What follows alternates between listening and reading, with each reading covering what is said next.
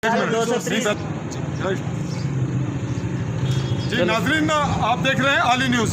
हम आज चौकी मार्केट का जो दौरा है वो विज़िट कर रहे हैं और देख रहे हैं कि प्राइस लिस्ट के मुताबिक चीज़ें बिक रही हैं या उसमें कमी बेशी है और इंतज़ामिया का इस हवाले से क्या रोल है और इंतज़ामिया को क्या मुश्किलात है।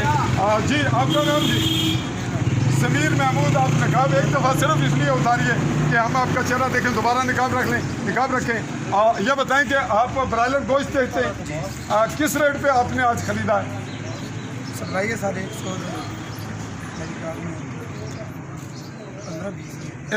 ये कह रहे हैं कि मेरे ख्याल में सप्लाई है 115-20। इट मीन्स के इन्हें अभी इसकी कंफर्मेशन नहीं है। आपके पास प्राइस लिस्ट जो आज दफ्तर से जारी होती है, कंट्रोल लिस्ट तहसीलदार या सुमानी इंतजामिया से, वो मिली आपको आज के गोश्त? आज के प्राइस 2-3 दिन से नाजरीन ये बता रहे हैं कि इन्हें तहसील समानी की इंतजामिया की जानिब से प्राइस लिस्ट नहीं मिली। और ये बताएं कि आप इस वक्त सेल कितने का कर रहे हैं गोश्त?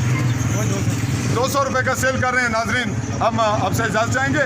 अपने साथी साथियों हम ज़ुबार कश्मीरी, अज़हर नज़ीर के